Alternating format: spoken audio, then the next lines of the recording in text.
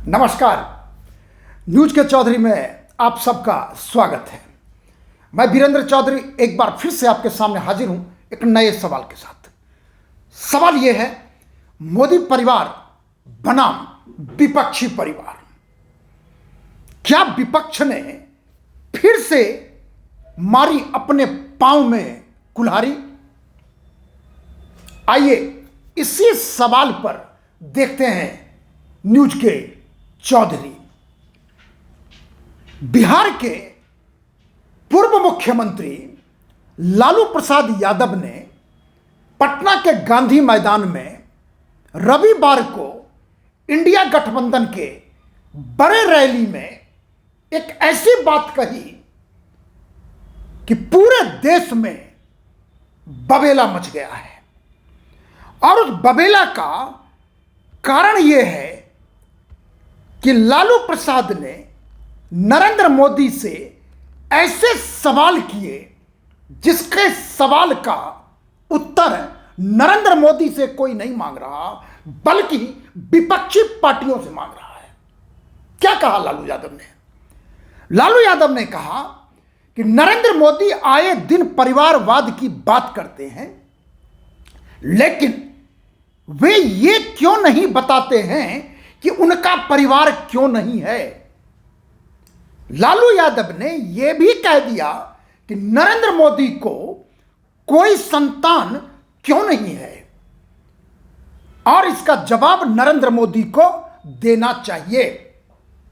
इतना ही नहीं, यह भी कह दिया लालू जी ने कि नरेंद्र मोदी अपनी मां के निधन के बाद बाल नहीं मुड़वाया, दाढ़ी नहीं मुड़वाया, इसलिए वो हिंदू नहीं है। और फिर क्या था? उसके बाद पूरे देश में मोदी का परिवार ट्विटर पे, सोशल मीडिया पे ट्रेंड करने लगा, और प्रधानमंत्री नरेंद्र मोदी ने इसका जवाब दिया। पहले तेलंगाना के आम सभा में, उसके बाद चेन्नई के आम सभा में।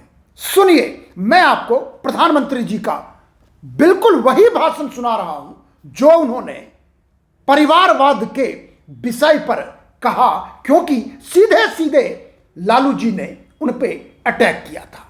सुनिए नरेंद्र मोदी जी को। ये आप डीएमके वालों को भली भांति जानते हैं, और कांग्रेस को भी आप अच्छी तरह जानते हो।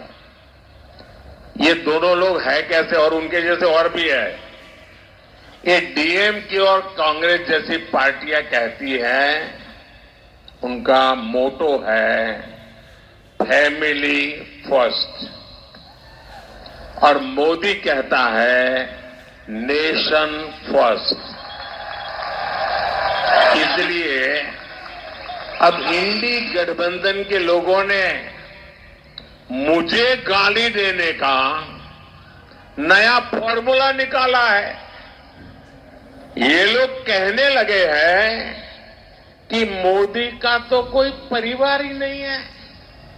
मतलब जिनको परिवार है उनको भ्रष्टाचार करने का लाइसेंस मिल जाता है क्या? क्या जिनको परिवार है उनको सत्ता परिवार के लोगों के लिए हड़प करने का लाइसेंस मिल जाता है क्या? मेरे प्यारे देशवासियों, मेरे प्यारे परिवारजनों, ये बार बार मेरे परिवार को गाली देने का उनको शौक लग गया है। भाइयों बहनों, मैंने घर छोड़ा है खुद के लिए नहीं, मौज मस्ती के लिए नहीं, मेरे देश के लिए। ये मेरा देश, यही मेरा परिवार है। 140 करोड़ भारतवासी, यही मेरा परिवार है। देश के युवा मेरा परिवार है, और इसलिए मैं उनके भविष्य को उज्जवल बनाने के लिए दिन रात मेहनत कर रहा हूं। देश की बहनें, बेटियां, ये मेरा परिवार है, इसलिए मैं उन्हें ज्यादा से ज्यादा नए अवसर देने के लिए काम कर रहा हूं। देश के किसान, देश के गरीब, ये सब मेरे परिवार है और इसलिए मैं उन्हें एम्पावर करने के लिए खुद को खपा रहा हूं। और मेरे परिवारजनों, जिसका कोई नहीं वो भी मोदी के हैं और मोदी उनका है। मेरा भारत, मेरा परिवार, मेरा भारत, मेरा परिवार। इसलिए आज पूरा देश कश्मीर से कन्याकुमारी, कच्छ से कामरूप तक, आज पूरा देश एक सुर में कह रहा है, मैं हूं मोदी का परिवार, मैं हूं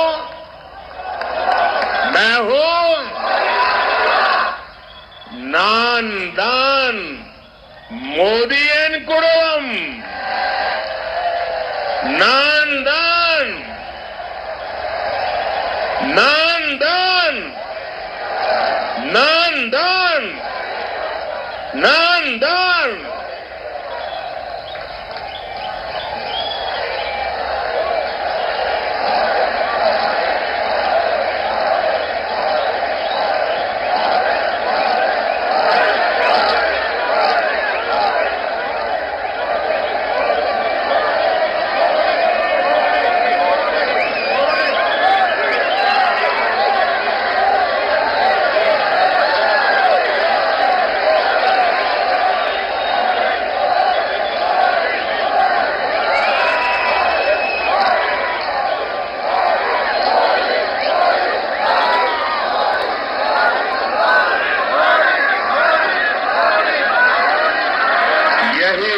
यही मेरा परिवार है।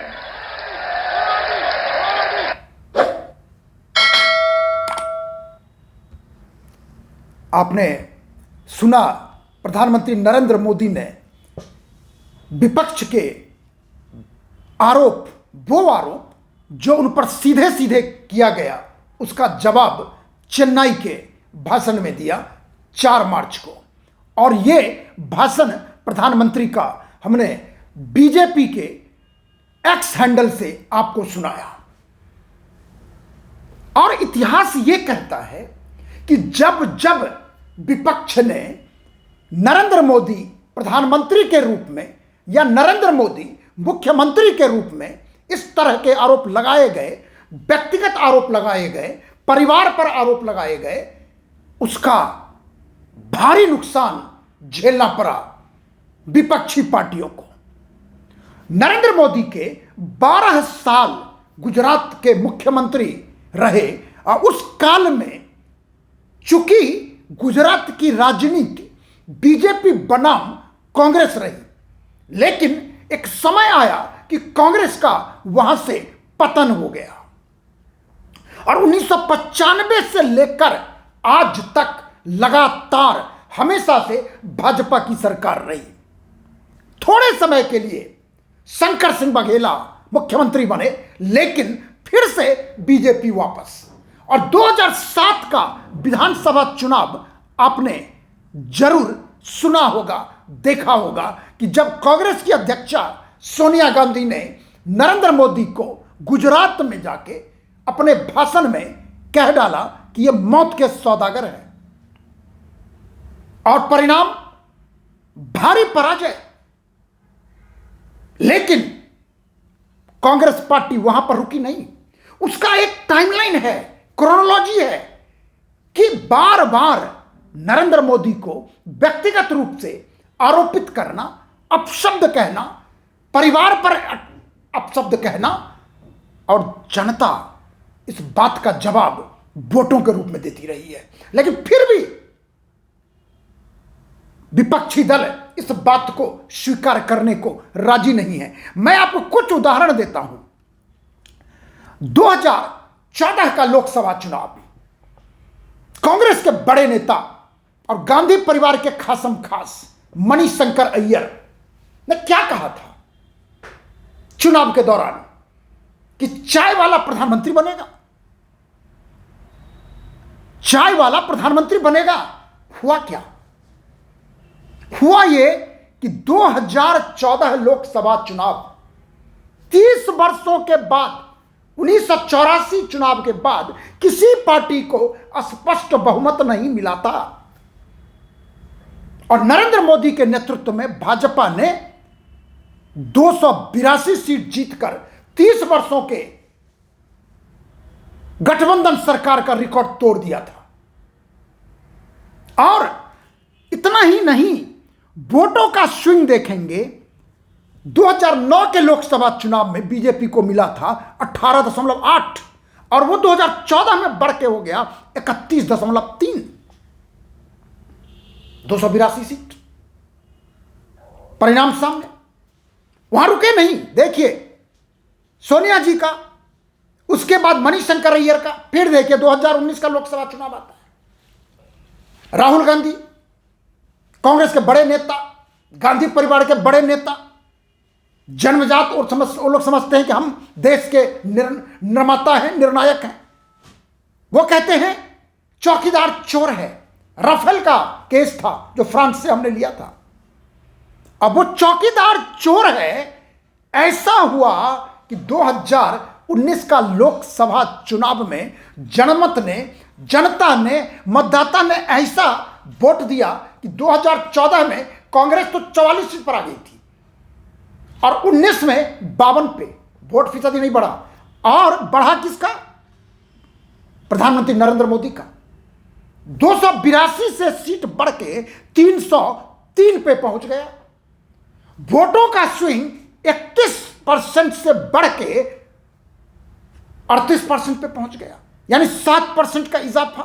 सीटों में 82 से सीधे 3 यानी 303 पे पहुंच गया, 21 सीटों का इजाफा। कहने का मतलब यह है कि जब जब विपक्ष ने इस तरह के व्यक्तिगत आरोप, व्यक्तिगत अपशब्दों का प्रयोग किया है नरेंद्र मोदी से, उसका परिणाम बहुत बुरा हुआ है विपक्षी पार्टियों के लिए, और फायदा सीधे सीधे बीजेपी या नरेंद्र मोदी को हुआ है। और उनका जवाब आपने सुना, वहां का रिस्पॉन्स आपने सुना। चेन्नई की पब्लिक मीटिंग अहमियत रखता है।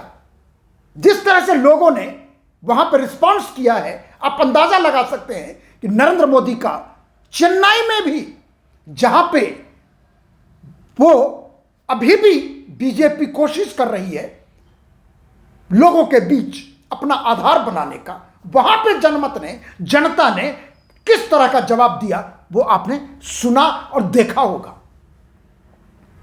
और इसलिए हम कहते हैं कि लालू प्रसाद यादव का नरेंद्र मोदी के प्रति दिए गए विवादित बयान निश्चित रूप से विपक्षी पार्टी को भारी नुकसान पहुंचाएगा और प्रधानमंत्री नरेंद्र मोदी को निश्चित रूप से इसका फायदा होगा। अब डिजिटल पर देखिए पूरा ट्रेंड कर रहा है, सोशल मीडिया पर देखिए पूरा ट्रेंड कर रहा है। इसलिए मेरा सवाल था कि मोदी परिवार बनाम विपक्षी परिवार, क्या विपक्ष ने फिर से मारी अपने पांव पे कुल्हाड़ी? और मेरा उत्तर है कि निश्चित रूप से विपक्ष ने अपने पांव पर कुल्हाड़ी मार ली है और नरेंद्र मोदी को ऐसा एक सामने लाके रख दिया है कि पूरे देश को कह रहे हैं कि हमें क्या कहा जा रहा है, हमें गाली दिया जा रहा है। और निश्चित रूप से इसका फायदा भारतीय जनता पार्टी और एनडीए को चुनाव में फिर से होगा। और मेरा मानना है कि 303 से जो नरेंद्र मोदी का टारगेट है कि 370 पार, इसमें कोई संदेह नहीं होना चाहिए कि यदि इसी तरह से विपक्ष सेल्फ गोल करती रही तो नरेंद्र मोदी आसानी से 370 पार भी जाएंगे और एनडीए 400 पार भी जाएगी और वोटों के मामले में भी 50% पार होगा। आखिर में यदि आपको यह कार्यक्रम अच्छा लगता है तो इसे आप लाइक करें, शेयर करें और यदि कुछ कहना चाहते हैं तो कमेंट सेक्शन में जाकर अपनी बात जरूर लिखें। और हाँ, एक आपसे आग्रह निवेदन कि मेरे YouTube चैनल को आप सब्सक्राइब जरूर करें। बहुत बहुत धन्यवाद। नमस्कार।